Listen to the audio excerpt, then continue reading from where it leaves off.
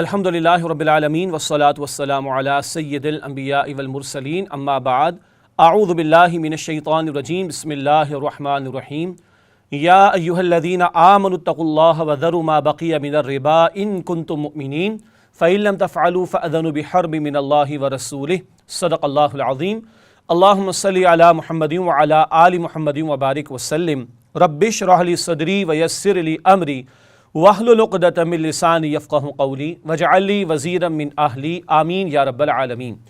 ناظرین کرام السلام علیکم ورحمۃ اللہ وبرکاتہ۔ آج کی نشست میں ہم بات کریں گے حرمت سود کے حوالے سے۔ اللہ تعالیٰ نے دین اسلام کی تعلیمات جو ہمیں عطا فرمائی ان کے مطابق سود کا لین دین حرام ہے۔ یہ سود، اس کی حرمت کو قرآن نے کس طور پر بیان کیا، نبی اکرم علیہ الصلوۃ والسلام نے احادیث میں کس طرح بیان فرمایا، یہ بھی آج کی نشست میں انشاءاللہ ہم سمجھیں گے۔ سود کی تعریف کیا ہے، یہ گفتگو بھی ہمارے سامنے آئے گی۔ اس سود کے معاملے اور اس میں مبتلا ہو جانے کی تباہ کاریاں کیا ہیں جو آج دنیا میں بھی ہمیں دکھائی دیتی ہیں، ان پر بھی بات کریں گے۔ پھر سود کے خاتمے کے حوالے سے جب گفتگو ہوتی ہے تو کچھ سوالات اٹھتے ہیں، کچھ اعتراضات بھی پیش کیے جاتے ہیں، کچھ اشکالات بھی پیش کیے جاتے ہیں۔ تقریباً 15 کے قریب سوالات اور اشکالات کے جوابات بھی انشاءاللہ آج کی نشست میں آپ کے سامنے پیش کیے جائیں گے۔ اور پھر اب ہم کیا کریں، عوام کیا کریں اور حکمرانوں کی ذمہ داری کیا ہے، پروگرام کے آخر میں انشاءاللہ اس پر بھی ہماری گفتگو رہے گی۔ سب سے پہلے قرآن حکیم کی چند آیات کا حوالہ دوں گا کہ کس کس طرح تدریجاً گریجولی قرآن حکیم میں سود کی حرمت کے حوالے سے احکامات عطا ہوئے۔ ہماری شریعت میں رب کائنات نے جو دین فطرت ہمیں عطا فرمایا، اس کی خاصیت یہ ہے کہ اللہ تعالیٰ نے جب شریعت عطا فرمائی تو تدریجاً احکامات عطا فرمائے۔ آپ کے علم میں ہے کہ شراب کی ممانعت کے حوالے سے قرآن حکیم میں تدریجاً احکامات آئے۔ اسی طرح جس دور میں قرآن نازل ہو رہا تھا، سود کا دورہ وہاں بھی تھا، تو تدریجاً قرآن حکیم میں احکامات عطا فرمائے۔ سب سے پہلے نزول کی ترتیب کے اعتبار سے قرآن حکیم میں سورۃ الروم کی آیت نمبر 39 کا نزول ہوا، تقریباً 6 نبوی میں، آغاز وحی کو 6 برس ہونے کو آئے ہیں، تب سورۃ الروم کی آیت آئی جہاں یہ ذکر کیا گیا کہ تم جو مال سود پر دیتے ہو کہ وہ بڑھتا رہے لوگوں کے مال میں، سو وہ نہیں بڑھتا اللہ کے ہاں۔ مراد یہ ہے کہ تم سمجھتے ہو کہ مال بڑھتا ہے مگر اللہ کے ہاں نہیں بڑھتا۔ اولاً اس کی ایک برائی بیان کر دی گئی اور نفی کے طور پر بات سامنے رکھ دی گئی۔ تمہارا خیال ہے کہ سود پر معاملہ، یعنی جب تم کسی کو قرض دے کر سود کماتے ہو تو مال بڑھتا ہے، اللہ کے نزدیک نہیں بڑھتا۔ اتنی بات سورۃ الروم کی آیت نمبر 39 میں عطا کی گئی۔ اس کے بعد سورہ آل عمران کی آیت نمبر 130 کا نزول ہوا۔ یہ سن 3 ہجری کا دور ہے۔ غزوہ احد کے حالات پر تبصرہ سورہ آل عمران میں آیا، وہیں آیت نمبر 130 میں یہ ذکر آیا کہ اے ایمان والو یا ایھا الذین آمنوا لا تأکلوا الربا ضعافا مضاعفا، اے ایمان والو بڑھتا چڑھتا سود مت کھاؤ۔ یہ کمپاؤنڈ انٹرسٹ ہے، مثلا کسی نے کسی کو 100 روپیہ دیا، کہتے ہیں کہ 2 مہینے بعد واپس کرو گے تو 110 لوں گا، 3 مہینے بعد واپس کرو گے تو 130 لوں گا، مثال کے طور پر۔ جیسے جیسے وقت بڑھتا ہے سود کا اماؤنٹ بھی بڑھتا چلا جاتا ہے۔ یہ کمپاؤنڈ انٹرسٹ سن 3 ہجری میں سورہ آل عمران کی آیت نمبر 130 کا نزول ہو رہا ہے، اس کی بھی ممانعت کا ذکر قرآن حکیم میں کر دیا گیا۔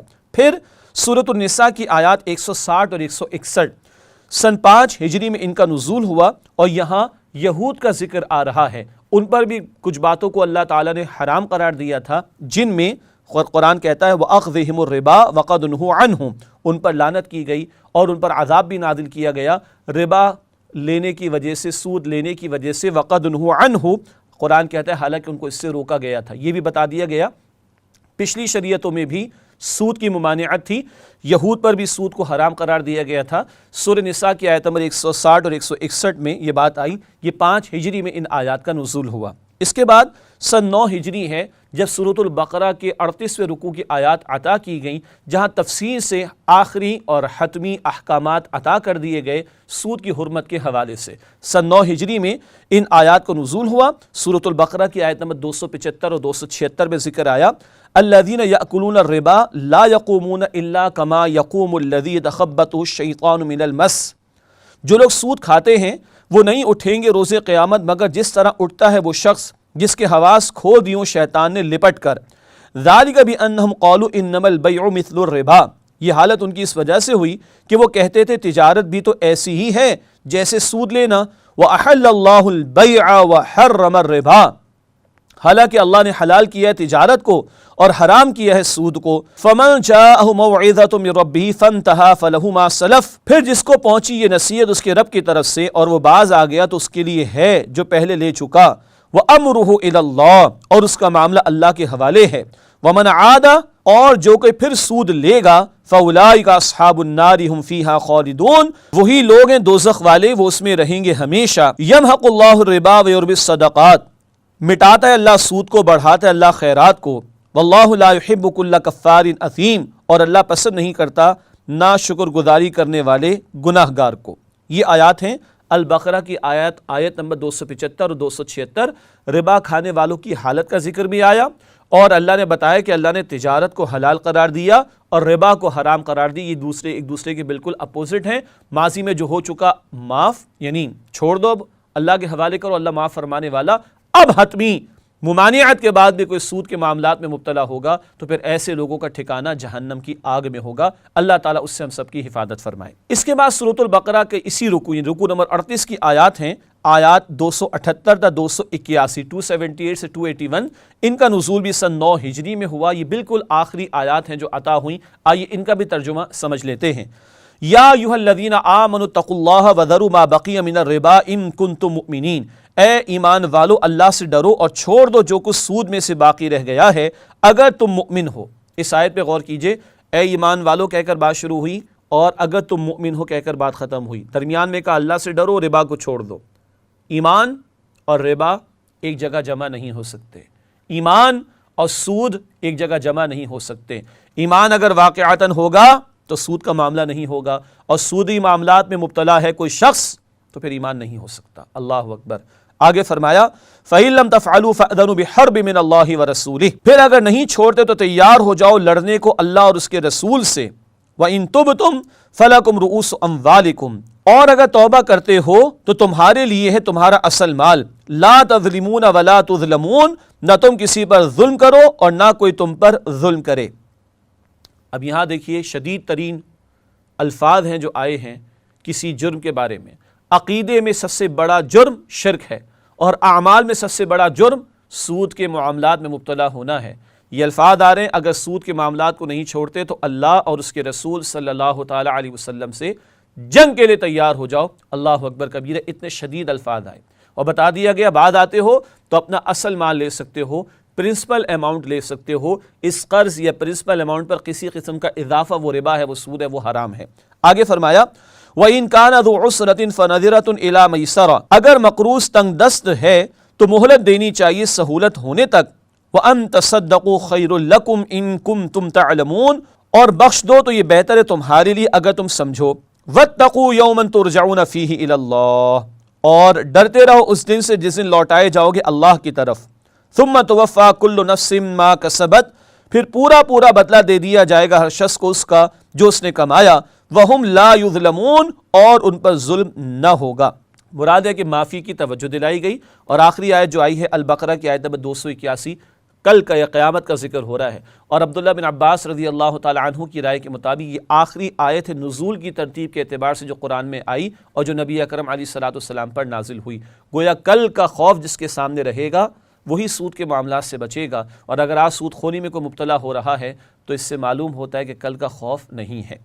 ناظرین کرام، یہ چند آیات میں نے آپ کے سامنے رکھیں، اور جہاں بہت اہم ہدایات بھی آ گئیں کہ اللہ نے تجارت کو حلال قرار دیا ہے اور سود کو حرام قرار دیا ہے۔ باز آ جاؤ، نہیں آتے تو جہنم تمہارا ٹھکانہ۔ ایمان اور سود ایک جگہ جمع نہیں ہو سکتے، اور سود کے معاملات کو، لین دین کو نہیں چھوڑتے تو اللہ اور اس کے رسول صلی اللہ تعالی علیہ وسلم سے جنگ کے لیے تیار ہو جاؤ۔ یہ ہیں چند آیات قرآن حکیم کی سود کی حرمت کے حوالے سے تدریجاً جن کا نزول ہوا۔ اب آئیے رسول اکرم صلی اللہ علیہ وسلم کی چند احادیث کا مطالعہ کرتے ہیں کہ جن میں قرآن حکیم کی ان آیات کی طرح نبی اکرم صلی اللہ علیہ وسلم نے بھی سود کی ممانعت کا ذکر فرمایا، بلکہ سود کے معاملات میں مبتلا ہو جانے والوں کے لیے شدید ترین سزاؤں کا ذکر بھی فرمایا۔ آئیے چند احادیث کا مطالعہ کریں۔ پہلی روایت ہے مسلم شریف میں، عن جابر رضی اللہ تعالی عنہ قال لعن رسول اللہ صلی اللہ علیہ وسلم آکل الربا وموکلہ وکاتبہ وشاہدی وقال ہم سواء۔ حضرت جابر رضی اللہ تعالی عنہ روایت کرتے ہیں کہ رسول اللہ صلی اللہ علیہ وسلم نے لعنت فرمائی سود لینے اور کھانے والے پر، اور سود دینے اور کھلانے والے پر اور اس کے لکھنے والے پر اور اس کے گواہوں پر، اور آپ صلی اللہ علیہ وسلم نے فرمایا گناہ کی شرکت میں یہ سب برابر ہیں، سود لینا، دینا، لکھنا، گواہ بننا سب برابر ہیں۔ اور لعنت فرمائی نبی علیہ السلام نے، لعنت کا مطلب اللہ کی رحمت سے دور ہو جانا، استغفر اللہ، یہ رسول اللہ علیہ السلام کی لعنت ہے ایسے لوگوں پر، اللہ ہم سب کی حفاظت فرمائے۔ اگلی حدیث ابن ماجہ میں ہے، عن ابی ہریرہ رضی اللہ تعالی عنہ قال قال رسول اللہ صلی اللہ علیہ وسلم الربا 70 حوبا ایسرها ان ينكح الرجل امہ۔ ابو ہریرہ رضی اللہ تعالی عنہ روایت کرتے ہیں کہ رسول اللہ صلی اللہ علیہ وسلم نے فرمایا سود خوری کے گناہ کے 70 حصے ہیں، ان میں ادنا اور معمولی ایسا ہے جیسے اپنی ماں کے ساتھ منہ کالا کرنا، استغفر اللہ۔ 70 حصے ہیں، درجے کہہ لے، اور یکے بعد دیگرے درجے نیچے آئیں گے۔ کم ترین حصہ یا کم ترین درجہ کیا ہے کہ کوئی شخص اپنی ماں کے ساتھ استغفر اللہ زنا کرے۔ کس قدر کراہیت آئی نا یہ بات سن کر، اتنا ہی گندا اور برا ہے سود کے معاملات میں مبتلا ہونا کہ اس کے 70 حصے ہیں گناہ کے، اور کم ترین یہ کہ کوئی شخص اپنی والدہ کے ساتھ منہ کالا کرے، استغفر اللہ۔ تیسری حدیث مسند احمد میں ہے، عن عبداللہ بن حنظلہ قال قال رسول اللہ صلی اللہ علیہ وسلم درہم ربا یأکلہ الرجل وہو یعلم اشد من 36 ذنیہ۔ عبداللہ بن حنظلہ رضی اللہ تعالیٰ عنہ روایت کرتے ہیں کہ رسول اللہ صلی اللہ تعالیٰ علیہ وسلم نے فرمایا سود کا 1 درہم جس کو آدمی جان بوجھ کر کھاتا ہے 36 بار زنا سے زیادہ گناہ رکھتا ہے، استغفر اللہ۔ سود کا 1 درہم جس کو آدمی جان بوجھ کر کھاتا ہے 36 بار زنا سے زیادہ گناہ رکھتا ہے۔ اگلی حدیث چوتھی حدیث مسلم شریف کی طویل حدیث ہے، اللہ کے رسول صلی اللہ علیہ وسلم نے 7 ہلاک کرنے والی باتوں کے بارے میں بتایا کہ ان سے بچو۔ 7 ہلاک کرنے والی باتیں، ان میں شرک بھی شامل، جادو کرنا بھی شامل، قتل کرنا بھی شامل وغیرہ، اور سود کھانا یہ بھی شامل ہے۔ اللہ کے نبی صلی اللہ علیہ وسلم نے فرمایا ان 7 ہلاک کرنے والی باتوں سے بچو جس میں سود کا کھانا بھی شامل ہے، یہ مسلم شریف کی روایت ہے۔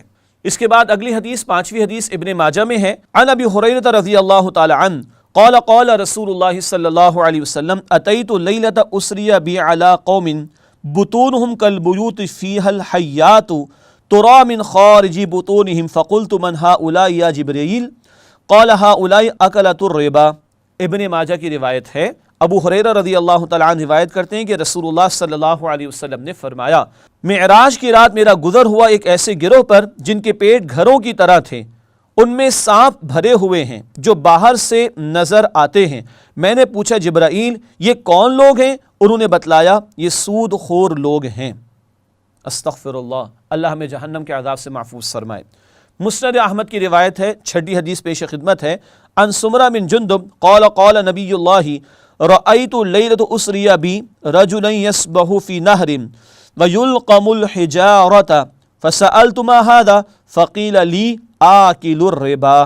مسند احمد کی روایت ہے، سمرہ بن جندب رضی اللہ تعالی عنہ روایت کرتے ہیں کہ اللہ کے نبی صلی اللہ علیہ وسلم نے فرمایا معراج کی رات میں نے دیکھا ایک شخص نہر میں تیر رہا ہے اور اسے پتھروں سے مارا جا رہا ہے۔ میں نے پوچھا یہ کیا ہے؟ مجھے بتایا گیا یہ سود کھانے والا ہے، استغفر اللہ، اللہ ہم سب کی حفاظت فرمائے۔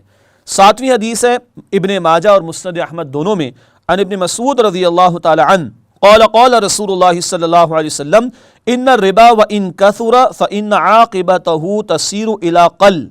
عبداللہ بن مسعود رضی اللہ تعالی عنہ روایت کرتے ہیں کہ رسول اللہ صلی اللہ علیہ وسلم نے فرمایا سود اگرچہ کتنا ہی زیادہ ہو جائے لیکن اس کا آخری انجام قلت اور کمی ہے، تباہی کے سوا اس کا کوئی اور انجام نہیں ہو سکتا سود کے معاملات کا۔ آخری حدیث پیش خدمت، اور جس دور سے آج ہم گزر رہے ہیں دیکھیے کس قدر اس حدیث میں ہماری دور کی ترجمانی موجود ہے۔ ابن ماجہ کی روایت ہے، عن ابی ہریرہ رضی اللہ تعالی عنہ عن رسول اللہ صلی اللہ علیہ وسلم لیاتین علی الناس زمان لا یبقى احد الا آکل الربا فإن لم یأکلہ اصابہ من غبارہ۔ ابو ہریرہ رضی اللہ تعالیٰ عنہ روایت کر رہے ہیں کہ رسول اللہ علیہ السلام نے فرمایا یقیناً لوگوں پر ایک ایسا زمانہ آئے گا کہ کوئی نہ بچے گا لیکن وہ سود کھانے والا ہوگا، جو خود سود نہ کھاتا ہوگا تو اس کا غبار ضرور اس کے اندر پہنچے گا۔ ابن ماجہ کی یہ روایت ہے۔ اور آج ہم اس دور میں جی رہے ہیں کہ جہاں اس لباس میں بھی سود لگ کر آ رہا ہے، کھا پی رہے اس میں بھی سود لگ کر آ رہا ہے، خود ملوث نہیں تو انڈائریکٹلی تو ملوث ہیں، غبار تو لگ رہا ہے۔ یہ میں نے 8 احادیث آپ کے سامنے پیش کی جہاں لعنت کا ذکر بھی آیا، جہاں زنا سے بھی شدید تر یہ جرم ہے اس کا ذکر بھی آیا، جہاں سود خوری کے معاملات کا کم ترین درجہ ہے کہ کوئی شخص اپنی والدہ کے ساتھ معاذ اللہ منہ کالا کرے، جہاں جہنم کے عذابوں کا تذکرہ بھی آ گیا، اور جہاں یہ بھی بتا دیا کہ سود بظاہر تمہیں بڑھتا چڑھتا دکھائی دے رہا ہو، اس کا انجام تباہی کے سوا کچھ بھی نہیں ہوگا۔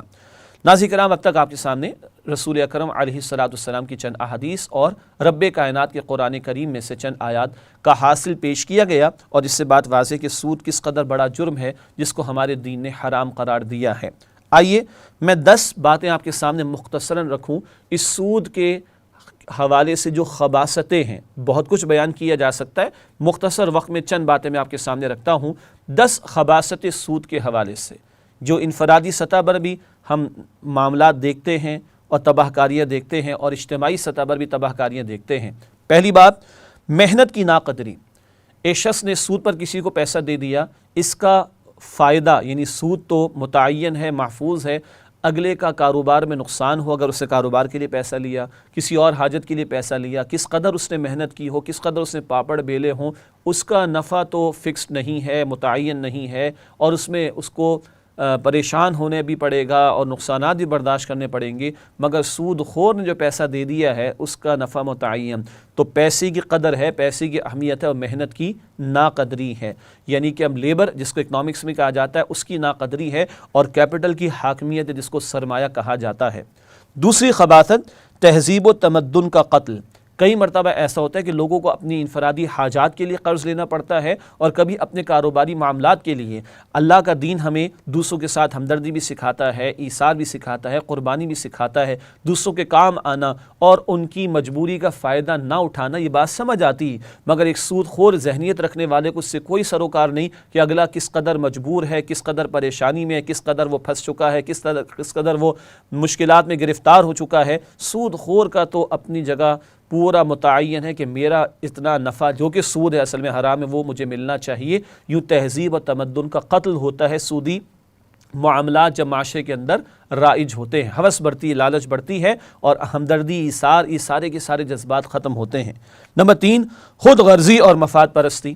یہ پچھلی 2 باتوں کا تسلسل ہے کہ چند افراد جو کہ کاروباری طبقے سے تعلق رکھتے ہوں وہ تو لوگوں کو پیسہ دے کر اپنا نفع متعین کریں، جس کو کہ قرض پہ اضافہ سود کہا جائے گا جو کہ حرام ہے، لیکن عظیم اکثریت وہ مرتی ہو، ان کے پاس اپنی بنیادی حاجات کو پورا کرنے کے لیے بھی وسائل موجود نہ ہو، اور اس مجبوری میں ان کو کسی سے قرض لینا پڑتا ہو، مگر سود خور ذہنیت جو ہے وہ بندے کو کسی طور پر بھی نرمی پیدا کرنے کی طرف آمادہ نہیں کرتی، اور یہ خود غرضی مفاد پرستی ہے کہ ایک شخص یا چند افراد تو چاہتے کہ ہمارا حصہ متعین رہے، ہمارا نفع پکا ہو، وہ سیکیورڈ ہو، پروٹیکشن اس کو مل جائے، اور اگلے برباد ہوتے ہو، مر جاتے ہو، اس کا کوئی سروکار نہیں ہوتا۔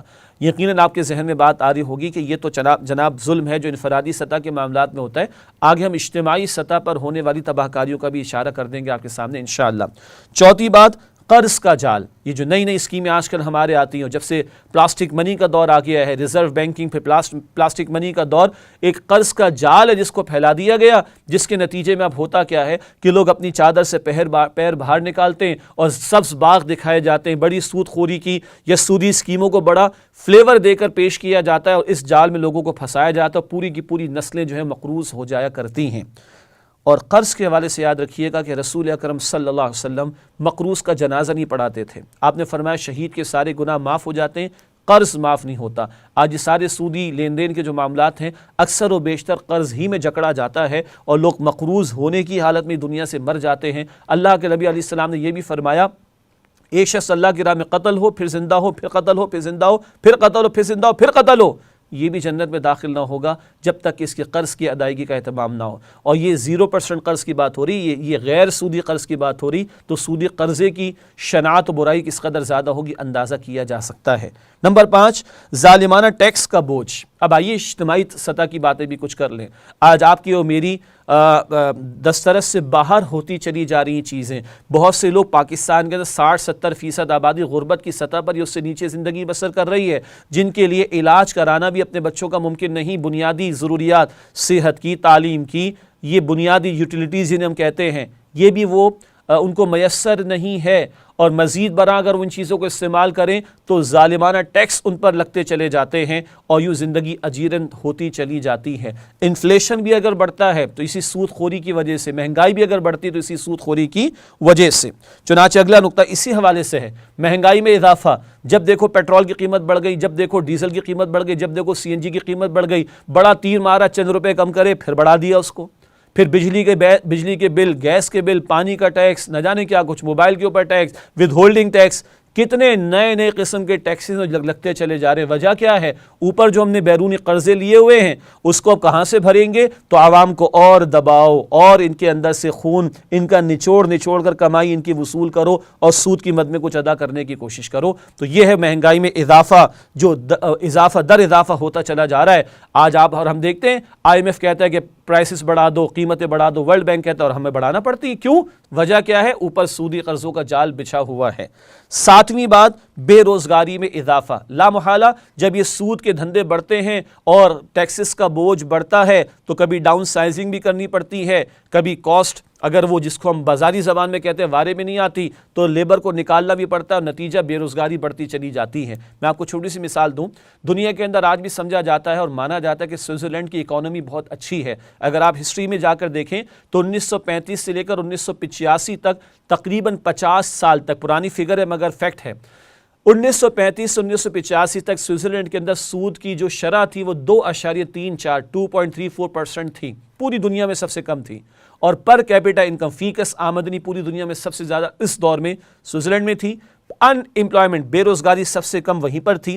اور جب ریسیشن کا دور آیا، جب معیشت کا بٹا بہت سے ملکوں میں بیٹھ گیا 30s کے بعد، تب بھی یہ اکانومی کھڑی رہی.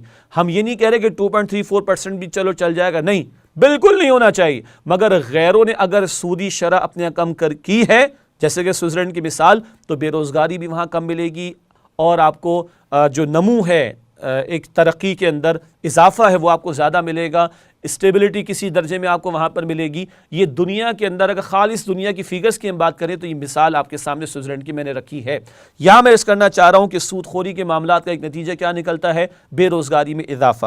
8ویں بات، گردش دولت پر منفی اثرات، سرکولیشن آف ویلتھ. آج ماڈرن اکنامکس کہتی ہے، قرآن نے تو کہا دولت تمہارے چند ہاتھوں میں، چند امیروں کے ہاتھوں میں کنفائنڈ نہ رہ جائے، محدود نہ رہ جائے. سورہ حشر کی آیت نمبر 7 ہے. لیکن ماڈرن اکنامکس نے بھی سمجھا دیا کہ better the circulation, better the economy. جس معاشرے میں دولت جتنی زیادہ گردش میں ہوگی اتنی زیادہ اکانومی فلرش کرے گی. آج چند سرمایہ داروں کے ہاتھ میں پورا قانون اور نظام ہوا کرتا ہے. ایک غریب آدمی یا ایک کم مال رکھنے والا آدمی کتنا ہی اسکلڈ ہو، کتنا ہی وہ انٹلیکچوئل ہو، لیکن اس کو قرضہ نہیں ملے گا، اس کی کریڈٹ ورتھ نہیں ہے. لیکن بڑے بڑے لوگ جن کے 50 60 100 بنگلے ہیں، کوئی مسئلہ نہیں ان کے لیے، ان کو مزید 200 بنگلوں کے لیے جو ہے وہ قرض مل جائے گا. نتیجہ کیا ہے کہ دولت چند ہاتھوں کے اندر محدود ہو کر رہ جاتی ہے. یہ ہے سرکولیشن آف ویلتھ، یعنی گردش دولت پر منفی اثرات. 9ویں بات، مفید کاموں کی حوصلہ شکنی. اجتماعی سطح پر آ جائیے، پاکستان جیسے ملک کے اندر صحت کے لیے 1 یا 1.5% بجٹ کا حصہ ہے، تعلیم کے لیے 1 یا 1.5% بجٹ کا حصہ ہے. اور جو سودی قرضے ہم نے لے رکھے ہیں ان کا سود ادا کرنے کے لیے 60-70% ڈیٹ سروسنگ پہ لگ جاتا ہے، بیرونی قرضوں کے سود کی ادائیگی میں لگ جاتا ہے. جب اس سود کے پورے دھندے کے اندر مبتلا ہوئے تو اہم ترین گوشے، صحت کا معاملہ، تعلیم کا معاملہ وغیرہ وغیرہ اور مفید ترقیاتی کام، ان کے لیے دولت ہی نہیں بچتی، پیسہ ہی نہیں بچتا. یہ تباہ کاری اجتماعی سطح پر ہے. اور آخری بات، سود کی خباثتوں کے بیان میں اجتماعی غلامی. آج ہم اس قدر غلام در غلام ہیں مقروض ہونے کی وجہ سے کہ پاکستان میں آج پیدا ہونے والا ایک بچہ، سن 2015 میں ہم بات کر رہے ہیں، ایک بچہ جو پاکستان میں پیدا ہو رہا ہے اس وقت وہ 1,01,000 روپے سے زیادہ کا مقروض ہے. 1988 سے ہم نے IMF ورلڈ بینک سے بڑے بڑے قرضے سود کی بنیاد پر لینا شروع کیے. اس کے بعد سے تباہی یہاں تک ہمیں پہنچا گئی کہ آج ایک بچہ 1,00,000 روپے سے زیادہ کا مقروض پیدا ہو رہا ہے اور ہم غلام ابن غلام بن کر جی رہے ہیں. یہ خباثتیں ہماری آنکھیں کھول دینے کے لیے کافی ہیں. ناظرین کرام، وقت ہوا ایک وقفے کا. انشاءاللہ آپ سے ملاقات ہوتی ہے اس وقفے کے بعد. امید ہے آپ ہمارے ساتھ ہی رہیں گے. السلام علیکم ورحمۃ اللہ وبرکاتہ. پچھلے زمانے میں سود کوئی لیتا تھا، دیتا تھا، چھی چھی چھی چھی چھی لوگ کہتے تھے، چھی چھی چھی چھی. کراچی یونیورسٹی کے اندر ایک ہوتے تھے head of economics, Hyderabad Deccan سے تعلق تھا. انہوں نے اپنی آبزرویشن بیان کی تھی کہ ہمارے بچپن کا حال یہ تھا، بچپن میں اگر کسی شخص کے بارے میں معلوم ہوتا تھا کہ وہ سود کھاتا ہے تو اس سے اس طرح بچ کر نکلتے تھے جیسے بھنگن سے بچ کر نکلتے. آپ کو معلوم ہے بھنگن اوپر کیا لے کر جاتی تھی اپنے سر پر؟ یہ کوئی فلش وغیرہ تو نہیں تھا اس زمانے میں. اس کی ٹوکری میں کیا ہے؟ تو آپ جیسے بچتے ہیں، اس کا سایہ بھی نہ کہیں پڑ جائے، ایسے لوگ بچتے تھے. لیکن اس وقت کیا تھا؟ ابھی نظام سودی نہیں تھا، ابھی پرسنل تھا معاملہ، جو چاہے لے جو چاہے نہ لے. آج پورا نظام سود میں جکڑا ہوا ہے، سود اس میں تانے بانے کی طرح پرویا ہوا ہے. اور وہ حدیث جو ہے آج ہمارے سامنے ہے کہ حضور نے فرمایا کہ ایک وقت آئے گا کہ خواہ کوئی شخص سود کھائے نہ، لیکن سود کا غبار یا دخان، دھواں اس کے اندر ضرور جائے گا. جیسے کہ اگر ہوا میں ڈسٹ سسپینشن ہو جائے، غبار ہے، تو کیا کریں گے آپ؟ ناک بند کر لیں گے، سانس نہیں لیں گے، مر جائیں گے. سانس تو لینا ہے، غبار جائے گا کہ نہیں آپ کے پھیپھڑے کے اندر؟ آپ کا کوئی چوائس نہیں ہے. دھواں ہے، کہیں دھواں پھیل گیا ہے تو آپ سانس لینا تو بند نہیں کر سکتے، دھواں جائے گا. آج وہ دھواں یا غبار میرے اندر جا رہا ہے، آپ کے اندر جا رہا ہے. یہ نظام کی بات ہے. آپ انڈیویجول پارٹی، پرسنل پارٹی، بہت اعلیٰ کردار، بہت اعلیٰ تقوی، بہت زاہد، بہت عابد، سب کچھ ہے، لیکن اس نظام کا حصہ ہے جو نظام باطل ہے. وَمَن لَّمْ يَحْكُم بِمَا أَنزَلَ اللَّهُ فَأُولَٰئِكَ هُمُ الْكَافِرُونَ. جو فیصلے نہیں کرتے اس چیز کے مطابق جو اللہ نے نازل کی ہے، وہی تو کافر ہیں. تم نے کافر کس سے سمجھا ہے؟ وَمَن لَّمْ يَحْكُم بِمَا أَنزَلَ اللَّهُ فَأُولَٰئِكَ هُمُ الظَّالِمُونَ. جو اللہ کی اتاری ہوئی شریعت کے مطابق فیصلے نہیں کرتے وہی تو مشرک ہیں. وَمَن لَّمْ يَحْكُم بِمَا أَنزَلَ اللَّهُ فَأُولَٰئِكَ هُمُ الْفَاسِقُونَ. جو اللہ کی اتاری ہوئی شریعت کے مطابق فیصلے نہیں کرتے وہی تو ناہنجار ہیں، فاسق ہیں، غدار ہیں، باغی ہیں، سرکش. یہ 3 فتوے ہیں مفتی اعظم کے. مفتی اعظم کون ہے؟ اللہ. اور یہ 3 فتوے ایک رکوع میں آئے ہیں، سورہ مائدہ کا رکوع نمبر 7. یہ ساری دنیا کے مفتی مل کر بھی اگر مفتی بن جائیں ایک، تو کیا اللہ کے برابر ہوں گے؟ اور اللہ کا فتویٰ یہ ہے جو اللہ کی اتاری ہوئی شریعت کے مطابق فیصلے نہیں کرتے وہی تو کافر ہیں، وہی تو ظالم ہیں، وہی تو مشرک ہیں، وہی تو فاسق ہیں، وہی تو سرکش. السلام علیکم ورحمۃ اللہ وبرکاتہ. ناظرین کرام، پروگرام میں دوبارہ خوش آمدید. اور آج ہم بات کر رہے ہیں سود کی حرمت، اس کی خباثتیں، اور اس حوالے سے چند اشکالات اور سوالات کے جوابات کے تعلق سے. وقفے سے پہلے قرآن حکیم کی آیات اور احادیث مبارکہ آپ کی خدمت میں پیش کی گئیں اور 10 خباثت سود خوری کے حوالے سے میں نے آپ کے سامنے پیش کی. اب آئیے چلتے ہیں چند اعتراضات یا سوالات یا اشکالات کی طرف. اکثر و بیشتر جب سود کے خاتمے کی بات ہوتی ہے، انسداد سود کی بات ہوتی ہے، پروہیبیشن آف انٹرسٹ کی بات ہوتی ہے، تو سوالات بہت سارے اٹھائے جاتے ہیں. میں نے 15 سوال اپنے سامنے اس وقت رکھے ہوئے ہیں اور میں چاہتا ہوں کہ مختصراً ان کا جواب آپ کے سامنے رکھ دیا جائے. پہلا سوال، سود کی تعریف کیا ہے؟ سود کی تعریف تو ہمیں ملتی نہیں. اور ایک سوال اس کے ساتھ یہ بھی اٹھتا ہے، کیا بینک انٹرسٹ ربا ہے؟ وہ ربا جس کو قرآن نے اور دین نے حرام قرار دیا ہے. تو پہلی بات، جب ہم بات کر رہے تھے سورۃ البقرہ کی آیت نمبر 270 279 کی روشنی میں، وہیں ذکر آیا تھا وَإِن تُبْتُمْ فَلَكُمْ رُؤُوسُ أَمْوَالِكُمْ. اگر تم باز آ جاؤ تو تمہارے لیے اصل اماؤنٹ ہے، اصل مال ہے، پرنسپل اماؤنٹ. یعنی مال ہم نے دے رکھا ہے کسی کو 100 روپیہ اور 10 روپے اوپر لے رہے، یہ 10 غلط ہے. اگر تم باز آ جاؤ تو تم اپنا اصل اماؤنٹ لے سکتے ہو جو کہ 100 روپے ہے. 10 روپے کیا 1 روپے بھی اس کے اوپر اضافی نہیں لے سکتے. اسی سے فقہا نے بھی یہ تعریف بیان کی کہ قرض پر کسی بھی قسم کا اضافہ یہ سود ہے. چنانچہ ایک روایت جو کہ حدیث کے طور پہ پیش کی جاتی ہے، بعض محدثین کا خیال ہے کہ یہ قول صحابی ہے اور اس کی بنیاد پر اصولی تعریبی فقہا نے بیان فرمائی، کل قرض جر منفعۃ فہو الربا. قرض پر کوئی بھی اضافہ وہ ربا ہے. قرآن کی آیت بھی واضح اور یہ قول رسول صلی اللہ علیہ وسلم، یہ قول صحابی بھی واضح ہے. ساتھ یہ بھی سوال اٹھا کیا بینک انٹرسٹ جو آج پریویل کرتا ہے وہ بھی ربا ہے؟ جی ہاں، وہ بھی ربا ہے اور وہ بھی حرام ہے۔ چنانچہ پاکستان میں ڈیبیٹ مکمل ہو چکی تھی، خواہ لوگ اس کو پرولونگ کرنا چاہتے ہیں۔ 14 نومبر 1991 پاکستان کی وفاقی شرعی عدالت نے فیصلہ دیا کہ ہاں بینک انٹرسٹ ربا ہے، حرام ہے، جس کو دین نے منع کیا۔ پھر 23 دسمبر 1999 کو سپریم کورٹ آف پاکستان کے شریعت اپیلنٹ بینچ نے بھی یہ فیصلہ دیا کہ ہاں بینک انٹرسٹ ربا ہے، یعنی ربا جس کو قرآن نے منع کیا، دین نے منع کیا، یہ بینکوں کا سود بھی وہی ربا ہے۔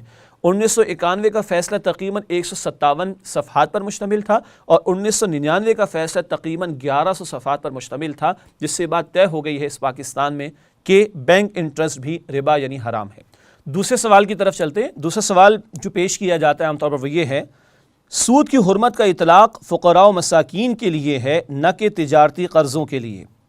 پہلی بات تو یہ کہ قرآن حکیم نے جب ربا سے منع فرمایا تو یہ تخصیص نہیں کی کہ فلاں قرض جو فقراء اور مساکین کا ہوگا اس پر تو ربا کی ممانعت ہے اور باقی قرضوں پر ربا کی ممانعت نہیں، یہ تقسیم قرآن نے نہیں کی، نمبر ایک۔ دوسری بات یہ ہے کہ نبی اکرم صلی اللہ علیہ وسلم کے دور میں فقط ایسا نہیں تھا کہ لوگ اپنی انفرادی ذاتی ضروریات کے لیے قرض لیتے تھے جو فقراء اور مساکین ہوں، بلکہ اس دور میں بھی تجارتی قرضوں کا استعمال ہوتا تھا۔ یہ بات آگے میں مزید بیان کی جائے گی انشاءاللہ تعالی۔ تیسرا سوال یہ پیش کیا جاتا ہے کہ دگنا چگنا ربا منع ہے، مناسب ربا ٹھیک ہے۔ عجیب بات ہے، یعنی دگنا چگنا جو بڑھتا چڑھتا ہو وہ منع ہے، مناسب ربا چل جائے گا۔ بہرحال یہ بات درست نہیں، اور یہ بات پیش کی جاتی ہے سورہ آل عمران کی آیت نمبر 130 کی روشنی میں، جہاں کہا گیا بڑھتا چڑھتا سود نہ کھاؤ۔ یہ بات ہم ابتدا میں پیش کر چکے ہیں کہ شریعت کے احکامات تدریجاً آئے ہیں سود کے حوالے سے بھی، اور جب سورہ البقرہ کی آیات کا نزول ہوا تو فرمایا کہ جو کچھ ربا میں سے رہ گیا اس کو چھوڑ دو۔ کمپاؤنڈ انٹرسٹ بھی منع کر دیا گیا اور سمپل انٹرسٹ بھی منع کر دیا گیا۔ چوتھا سوال یہ ہے کہ بینک کا کام ربا نہیں بلکہ بیع یعنی تجارت کے زمرے میں آتا ہے۔ کہا یہ جاتا ہے کہ بینک جو ہے وہ تجارت کر رہے ہیں، بینک ربا تو نہیں کر رہے، ربا کا معاملہ تو نہیں کر رہے۔ تو پہلی بات تو یہ ہے کہ بھائی بینک قرض کا ہی معاملہ کر رہے ہیں، اور دوسری بات جو لوگ بینکنگ کے شعبے سے وابستہ ہیں وہ اچھی طرح جانتے ہیں کہ جب بھی کوئی ملک ہوگا اس کا کوئی سینٹرل بینک ہوگا، جیسے پاکستان میں اسٹیٹ بینک آف پاکستان ہے، اور اس کے تحت سارے شیڈیول بینکس کام کرتے ہیں، کنونشنل بینکس وغیرہ کام کرتے ہیں۔ جتنے بینکس کام کر رہے ہیں یہ فائنینشیل انسٹیٹیوشنز کے طور پر کام کر رہے ہیں، یہ ٹریڈنگ کر ہی نہیں سکتے، یعنی تجارتی ایکٹیویٹی یہ کر ہی نہیں سکتے، یہ تو لینڈنگ بزنس کر سکتے ہیں، اور لینڈنگ بزنس کا مطلب ہے قرض کے معاملے پر معاملات کو چلانا۔ تو ان کا تو دائرہ کار ہی نہیں کہ تجارت کر سکیں، تو یہ کہنا کہ بینک کا کام ربا کے زمرے میں نہیں آتا بلکہ وہ تجارت کرتے، یہ بات پہلے تو غلط ہے ٹیکنیکلی بھی، اور دوسری بات ہے کہ سارے بینک جتنے بھی کام کر رہے ہیں وہ کریڈٹ ٹرانزیکشنز کو ہی لے کے چلتے ہیں، وہ قرض کی ہی معاملات چلا رہے ہیں، چنانچہ یہ کہنا کہ وہ تجارت کر رہے ہیں یہ بات بالکل غلط ہے۔ پانچویں بات، بڑی عجیب لاجک لوگ لے کر آتے ہیں، دیکھیں نا حلال کرنے کے لیے، حرام کو حلال کرنے کے لیے کیسے کیسے بہانے تلاش کیے جاتے ہیں۔ لوگ کہتے ہیں اللہ بھی فرماتا ہے مجھے قرض دو میں بڑھا کر دوں گا، قرآن کہتا ہے من ذا الذی یقرض اللہ قرضا حسنا فیضاعفہ، کون ہے جو اللہ کو قرض حسن دے اللہ بڑھا چڑھا کر دے گا۔ لوگ کہتے ہیں اللہ بھی تو قرض مانگتا ہے اور اس پر اللہ کہتا ہے بڑھا کر دوں گا۔ انا للہ و انا الیہ راجعون۔ بندے جب ایک دوسرے سے قرض مانگتے تو بندے محتاج ہوتے ہیں، اللہ محتاج نہیں ہے۔ بندے حاجت مند ہوتے ہیں، اللہ حاجت مند نہیں۔ اللہ نے جو قرض کا ذکر کیا وہ بندوں کی حوصلہ افزائی کے لیے کہ تم اللہ کی راہ میں خرچ کرو گے تو اللہ بڑھا چڑھا کر عطا فرمائے گا، وہ بیان ہے آخرت کا۔ اور اللہ جب کسی کو بڑھا چڑھا کر عطا فرمائے گا تو کسی کی حق تلفی نہیں ہوگی، کسی کے ساتھ ظلم نہیں ہوگا۔ بندہ جب دوسرے سے بڑھا چڑھا کر لیتا ہے سود کے معاملات کے اندر تو وہ ظلم کرتا ہے اور حق تلفی کرتا ہے۔ خود بدلتے نہیں قرآن کو بدل دیتے ہیں، ہوئے کس درجے فقیہان حرم بے توفیق۔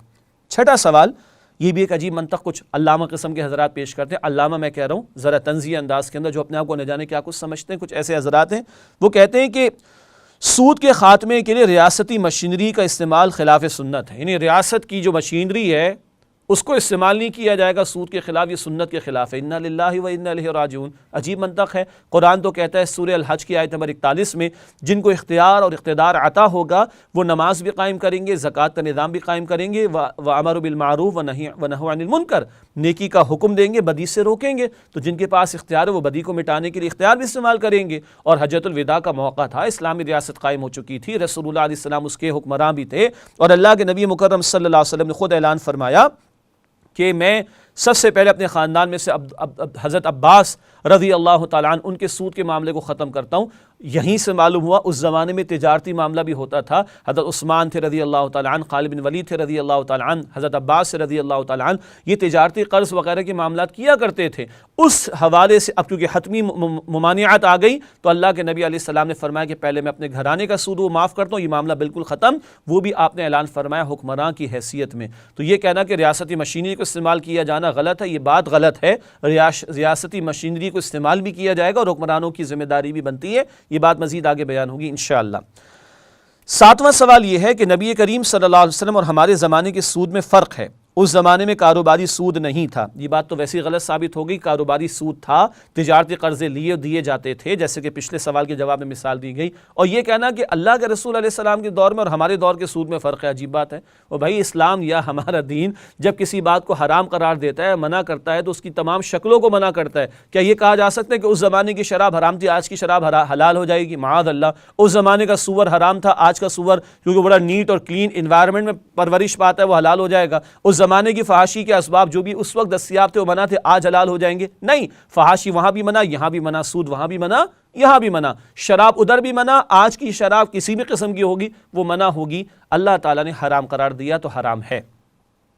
8واں سوال، یہ بھی عجیب منطق پیش کی جاتی ہے. کہا جاتا ہے کہ باہمی رضامندی ہو تو سود منع نہیں ہے. ایک دینے کو تیار، ایک لینے کو تیار، تو پھر تو منع نہیں ہونا چاہیے. عجیب بات ہے. اگر 2 افراد زنا کرنے پر تیار ہو جائیں تو کیا زنا حلال ہو جائے گا؟ استغفر اللہ.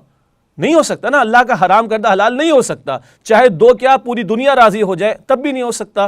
تو سود حرام ہے. افراد کی باہمی رضامندی سے وہ حلال نہیں ہو سکتا. 9ویں بات، یہ بھی ایک دانشور حضرت ہیں انہوں نے پیش کر دی کہ سود لینا منع ہے، دینا منع نہیں. عجیب بات ہے. او بھائی کوئی لے گا کب؟ جب کوئی دے رہا ہوگا. تو وہ کہتے ہیں کہ لینا منع ہے، دینا منع نہیں ہے. عجیب بات ہے. بھائی لے گا کب؟ جب کوئی دے گا. اکاؤنٹ ریسیویبل کب آپ ریکارڈ کرتے ہیں؟ جب کوئی اکاؤنٹس پیبل ہوگا کسی کا. اور اللہ کے نبی علیہ السلام نے لینے والے پر بھی لعنت فرمائی، دینے والے پر بھی لعنت فرمائی. سادہ سی بات. اور اللہ نے کوئی تقسیم تو نہیں کی کہ سود کو چھوڑ دو ورنہ اللہ کے رسول سے جنگ کے لیے تیار ہو جاؤ.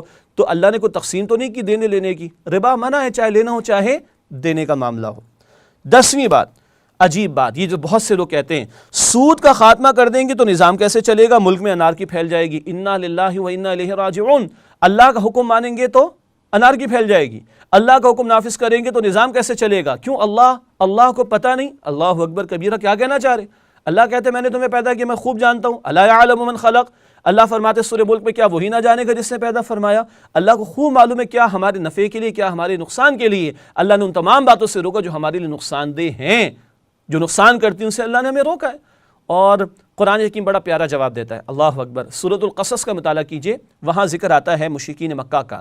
انہوں نے ایک سوال کھڑا کیا، اچھا اگر ہم ایک توحید کے دعوے پر آ جائیں، توحید کے عقیدے پر آ جائیں، ایک اللہ کی عبادت پر آ جائیں، باقی 360 بتوں کو چھوڑ دیں تو ہماری معیشت کا بٹا بیٹھ جائے گا، ہم تو اکنامک کرائسس کے اندر آ جائیں گے. کیوں؟ بتوں کی وجہ سے چڑھاوے آتے تھے، نذرانے آتے تھے، روپے آتا تھا، پیسہ آتا تھا. اگر ایک اللہ کو مانیں گے تو یہ سب ختم ہو جائے گا. اللہ کیا فرماتے ہیں وہاں؟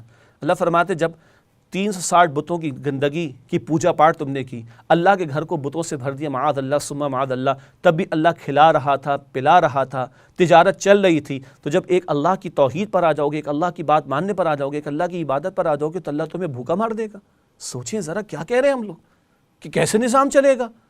شرک کرتے رہے، کفر کرتے رہے، ان کو کہا ملتا رہا. اللہ کے خلاف بغاوت کرتے رہے، اللہ اور اللہ کے رسول سے جنگ کرتے رہے، تب بھی کھانے پینے کو ملتا رہا. تو جب اللہ کی اطاعت پر آ جائیں گے، اس کے حکم کے ماننے پر آ جائیں گے، اللہ ہمیں بھوکا مار دے گا کیا؟ استغفر اللہ. 11واں سوال، یہ بڑا دلچسپ ہے اور بڑا ویلڈ نظر آتا ہے اپیرنٹلی. بھائی سود کا متبادل کیا ہے؟ اور علماء اس کا کوئی متبادل پیش کر دیں. What does it mean? کوئی کل کہے گا شراب کا متبادل بتا دو. کیا مطلب ہے نا؟ قتل منع ہے تو قتل کا متبادل بتا دو. کیا مطلب ہے اس کا؟ زنا حرام ہے، زنا کا متبادل. بھائی حرام ہے، ختم. آپ یہ کہیں کہ اسلام نے معیشت کے معاملات کو چلانے کے لیے کیا تعلیم، یہ بات ٹھیک ہے. تو جہاں تک یہ بات ہے، یہ باتیں بہت واضح ہیں. اگر وفاقی شرعی عدالت نے 1991 میں فیصلہ دیا، سپریم کورٹ کی شریعت اپیلٹ بینچ نے 1999 میں فیصلہ دیا، تو سینکڑوں علماء، بینکرز، تاجر حضرات، اکانومی کو جاننے والے، ماہرین سب پیش ہوئے ہیں اور سب نے اپنے دلائل پیش کیے، سب نے اپنی تجاویز پیش کی ہیں. برسوں سے کام پاکستان میں ہوتا رہا ہے. تو بس سمپل سی بات یہ ہے کہ where there is a will there is a way. کام نظریاتی طور پر موجود ہے، علماء نے بھی پیش کیا ہے، بینکرز جو دین کا درد رکھنے والے ہیں، تاجر حضرات ہیں، اکانومسٹ ہیں، سب نے اپنی باتیں پیش کی ہیں اور وہ دفتر کے دفتر بھرے ہوئے رکھے ہوئے ہیں۔ بات یہ کہ ہمارے حکمرانوں کی نیت ٹھیک ہو جائے تو بات صحیح ہو جائے گی انشاءاللہ تعالی۔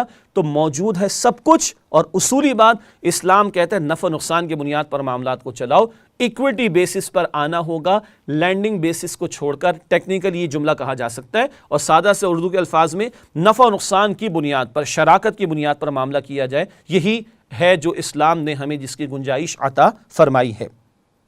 12واں سوال، یہ بھی مشہور بات ہے، ڈی ویلیویشن کا معاملہ، روپے کی قدر کم ہو جاتی ہے۔ افراط زر کی وجہ سے روپے کی قیمت کم ہو جاتی ہے۔ ہم کسی کو 100 روپے آج دیتے 2015 میں، 2 سال بعد واپس لیں گے تو روپے کی قدر کم ہو جائے گی۔ سادہ سا جواب یہ ہے کہ مارشل نے، جو کہ بہت بڑا اکانومسٹ ہے اور اس طرح کے اکنامکس کے ماہرین نے بتایا کہ یہ جو کم ہوتی ہے روپے کی قدر، انفلیشن وغیرہ کے معاملات بھی آتے ہیں، اور روپے کی ویلیو کم جو ہوتی ہے، یہ روپے کی جو ویلیو کم ہوتی ہے اس کی بنیادی وجہ بھی سود ہے۔ سود کا معاملہ ختم کر دیں، یہ ڈی ویلیویشن آف منی کا مسئلہ ختم ہو جائے گا۔ ہم اس کے برعکس یہ بھی کہتے ہیں کہ آج آپ نے کسی کو 100 روپے دیا، آپ کہتے ہیں کہ مجھے 110 واپس کرے کیونکہ روپے کی قدر کم ہو جائے گی۔ ہمارا سوال یہ ہے، آج ہم نے کسی کو 100 روپے دیا، کل کسی وجہ سے روپے کی قدر بڑھ جائے تو کیا آپ 90 واپس لینا پسند کریں گے؟ تو نگاہیں جھک جاتی ہیں نیچے، جی واپس تو نہیں لیں گے، کیوں؟ ہمیں تو 100 چاہیے۔ کیا مطلب ہوا اس کا؟ یہ تو بہانہ ہے کہ روپے کی قدر کم ہو رہی ہے، اور سادہ سا اس وقت کا حل یہ ہے کہ ہم کسی جنس سونے یا چاندی کی ایکویلنٹ اماؤنٹ کے اوپر بات کر لیں، تاکہ اس کی جو نیچرل پروسیس کے اندر اپ ڈاؤن ہوتا ہے، جو کہ اصل 2 زر ہیں، سونا چاندی، اس کے ساتھ ریلیٹ کر دیں قرض کے معاملات کو، صرف قرض کے معاملات کو۔ لیکن یہ کہنا کہ جناب ہمارے روپے کی قدر کم ہوتی ہے اس لیے ہم زیادہ پیسہ واپس دیں گے، وہ سود ہی ہوگا، اس کی قطعاً گنجائش نہیں بنتی۔ ایک سوال یہ ہوتا ہے کہ بیواؤں کا اور بوڑھوں کا کیا ہوگا؟ واہ بھی واہ، بڑی ہمدردی کی بات سامنے آتی ہے۔ ہم تو ایسی بیواؤں کو جانتے ہیں جو ہمارے دوستوں کی مائیں ہیں، 4 کو ہم جانتے ہیں، جنہوں نے ہاتھ نہیں پھیلایا، سلائی کڑھائی کی، کھانے بنا کے فروغ کیے، بچوں کو پڑھایا، آج ان کے بچے جوانے کما رہے ہیں۔ جب بھی سوال کیا یہ کسی سرمایہ دار نے کیا ہے، وہ چاہتا ہے کہ بوڑھے اور بوڑھی کا نام لے کر سوال کرے اور اپنے لیے راستہ نکالے۔ ارے بوڑھے اور بوڑھی کا کوئی اگر کفالت کرنے والا نہیں ہوگا تو شریعت تو جان بچانے کے لیے حرام سے بھی استفادے کی اجازت دیتی، وہ اس کے لیے مسئلہ ہے، مگر بوڑھے اور بوڑھی کے کاندھے پر رکھ کر سرمایہ دار اور بزنس مین چاہے کہ اس کے لیے حرام کو حلال کرنے کے راستے پیدا کیے جائیں، تو بہرحال اس کی قطعاً گنجائش نہیں نکل سکتی۔ ایک سوال یہ، 14واں سوال، کیا غیر مسلموں پر بھی اس کا اطلاق ہوگا؟ یعنی سود کا ہم خاتمہ کر دیں گے پاکستان میں تو کیا غیر مسلموں پر بھی اس کا اطلاق ہوگا؟ یہ تو بالکل ایسے ہی ہے کہ کیا چوری کرے غیر مسلم تو اس پر بھی اطلاق ہوگا چوری کی سزا کا؟ اگر وہ کسی کو قتل کر دے تو کیا اس پر بھی اطلاق ہوگا؟ بھائی بالکل ہوگا۔ لا آف لینڈ اجتماعی سطح پر وہ اس کو بھی فالو کرنا پڑے گا، تو غیر مسلموں پر بھی سود کی ممانعت جب ہوگی، یعنی جب سسٹم ایسا بنایا جائے گا تو اس کا اطلاق ہوگا۔ 15واں ایک سوال جو کہ میری اس لسٹ کے مطابق آخری سوال ہے، غیر ملکی قرضوں کا کیا ہوگا؟ او بھائی ان سے بات کی جائے گی، اور اتنا ہم سودی قرضوں پر سود ادا کر چکے تو بات کی جائے گی، اور کتنا تمہیں ادا کریں، پوری قوم ہماری مقروض کیا غلام ابن غلام ہو چکی، بات کریں گے۔ اور لیٹن امریکہ کی کنٹریز نے، ممالک نے ایک ڈیٹ ایکویٹی سویپ، ذرا ایک ٹیکنیکل بات ہے، اس کا بھی ان کے ساتھ ارینجمنٹ کیا کہ پھر ایسے لوگوں سے کہا آپ ہمارے ملک کے اندر سرمایہ کاری کریں، یہاں سے کچھ کمائیں اور واپس لے جائیں اپنے فنڈز کو۔ یہ بات بھی ہو سکتی، مگر اللہ پر اعتبار کر کے، اللہ پر اعتماد کر کے جب اس کے حکم کو نافذ کریں گے تو وہ جرأت ایمانی بھی ہمارے ہاتھ میں ہوگی یا ہمارے ساتھ ہوگی، کہ ہم کسی کی آنکھوں میں آنکھیں ڈال کر بھی بات کر سکیں گے انشاءاللہ تعالی۔ ناظرین کرام، الحمدللہ یہ تقریباً 15 کے لگ بھگ سوالات یا اشکالات یا اعتراضات، ان کے کچھ مختصراً جوابات میں نے آپ کے سامنے رکھے۔ پروگرام کے بالکل آخر میں اب اس سوال ہے کہ ہم کیا کریں، تو کچھ میرے اور آپ کے کرنے کے لیے، کچھ حکمرانوں کے کرنے کے لیے۔ میرے اور آپ کے عوام کے کرنے کا کام، پہلی بات ارادہ کر لیں پکا کہ ہم نے اجتناب کرنا ہے، سودی معاملات میں مبتلا ہونے سے بھی بچنا ہے، اور کہیں شبہ بھی آئے، حدیث شریف میں کہ شبے کی شے کو بھی چھوڑ دو، اور سیدنا عمر رضی اللہ تعالیٰ عنہ فرماتے کہ ربا کو بھی چھوڑو، اور ریبا جہاں شک آئے اس کو بھی چھوڑ دو۔ نمبر 2، جو غبار جا رہا ہے اس معاشرے میں، جی تو رہے ہیں، وہ جو دھول مٹی جا رہی ہے سود کی ہمارے وجود میں، کپڑوں میں، غذا میں، کھانے میں، پینے میں، سانس میں، اس کا کفارہ دینا ہوگا، اور کفارہ ہے اللہ کی زمین پر اللہ کے دین کو قائم کرنے کی جد و جہد کرنا۔ یہ جتنی باتیں آج ہم نے سمجھی دوسروں تک بھی پہنچائے تاکہ لوگوں کو خیال ہو اور لوگ سود کے معاملات میں مبتلا ہونے سے اپنے آپ کو بچائیں اور اجتماعی جد و جہد کریں اللہ کی زمین پر اللہ کے دین کو قائم کرنے کے لیے۔ حکمرانوں کی سطح پہ کرنے کے کام کیا ہیں؟ پہلا کام نیک نیتی، نیت اگر ٹھیک ہوگی تو منزل آسان ہو جائے گی انشاءاللہ تعالی۔ ساری علمی مباحث پاکستان میں ہو چکے ہیں، عدالتی کارروائیاں، علماء کی طرف سے پیش کیا جانا، اسکالرز کی طرف سے معاملات کو پیش کیا جانا، تجاویز، مشورے، وے آؤٹ، سب کچھ موجود ہے، لیکن ساری باتیں نیک نیت تھی کہ۔ نمبر 2، حکمران اپنی آئینی ذمہ داری کو پورا کریں۔ پاکستان کے آئین میں کانسٹیٹیوشن میں آرٹیکل 38F میں حکمرانوں کی ذمہ داری ہے کہ ملک سے سود کے خاتمے کی کوشش کریں جلد از جلد۔ اور نواز شریف صاحب جن کو تیسری مرتبہ اقتدار ملا، یہ حرم پاک مکہ مکرمہ میں اپنے والد صاحب کی موجودگی میں ہمارے استاد محترم ڈاکٹر اسرار احمد صاحب رحمۃ اللہ علیہ کے سامنے یہ وعدہ کیا تھا، انہوں نے، شہباز شریف بھی تھے، نواز شریف بھی تھے، اور ان کے والد مرحوم اللہ ان کی مغفرت فرمائے وہ بھی تھے، اور وعدہ کیا تھا کہ شریعت کو نافذ کریں گے۔ ریسنٹلی 2013 میں مسجد نبوی میں یہ ارادہ کر کے آئے ہیں۔ انصار عباسی صاحب کا بھی ایک آرٹیکل آ چکا ہے ہمارے سامنے، اور 2013 میں نواز شریف صاحب یہ تہیہ کر کے آئیں کہ سود کا خاتمہ کریں گے۔ اللہ آپ کو توفیق دے، یہ 20 کروڑ کو ظلم سے نجات مل جائے، 20 کروڑ پر اللہ کا حکم نافذ ہو جائے، یہ سب آپ کے لیے دعا کریں گے۔ آپ کے والد کی بھی مغفرت ہوگی، آپ صدقہ جاریہ بنے اپنے والد کے لیے۔ آپ ہی حکمران بنو بھائی، مگر شریعت کو نافذ کرو، یہ اصل سوال ہے۔ تو یہ حکمرانوں کی ذمہ داری ہے کہ آئین کے آرٹیکل 38F کے مطابق اپنی ذمہ داری پوری کریں، سود کے خاتمے کی کوشش کریں۔ پھر حکمرانوں سے ہماری گزارش کے ذرائع ابلاغ کو استعمال کریں، اس سود کی شناعت اور حرمت کو بیان کرنے کے لیے قرآن کیا بتاتا ہے، حدیث کیا بتاتی ہے۔ مزید برآں بینکنگ کا یہ سارا نظام، اس کو ایکویٹی بیس پر لے کر آئیں، ایکویٹی بیسس پر لے کر آئیں، لینڈنگ بیسس کے مقابلے میں سادہ سی بات، شراکت کی بنیاد پر اور نفع نقصان کی بنیاد پر اس کو لے کر آئیں۔ اور بہت ساری باتیں اور بھی کہی جا سکتی ہیں، لیکن اہم ترین بات یہی ہے کہ اٹھ باندھ کمر کیا ڈرتا ہے، پھر دیکھ خدا کیا کرتا ہے۔ یہ ہم نے گزارشات رکھی ہیں، اور ناظرین کرام، تنظیم اسلامی کے پلیٹ فارم سے ہم نے انسداد سود مہم کا آغاز کر دیا ہے 15 نومبر 2015 سے، اور انشاءاللہ اس کا تسلسل جاری رہے گا۔ یہ پیغام ہم چاہتے ہیں کہ زیادہ سے زیادہ لوگوں تک پہنچے، تاکہ ہم اللہ اور اللہ کے رسول سے جنگ، اس سے باز آئیں، اور اللہ کی رحمتیں ہمارے گھروں میں، ہمارے بازاروں میں، ہمارے ملک میں برسیں۔ اللہ تعالی ہمیں ہمت و توفیق عطا فرمائے کہ ہم ہر نافرمانی سے بچیں، اور سود جیسے معاملے سے ہم انفرادی اجتماعی سطح پر باز آئیں۔ آمین یا رب العالمین۔ وآخر دعوانا ان الحمد للہ رب العالمین، والسلام علیکم ورحمۃ اللہ وبرکاتہ۔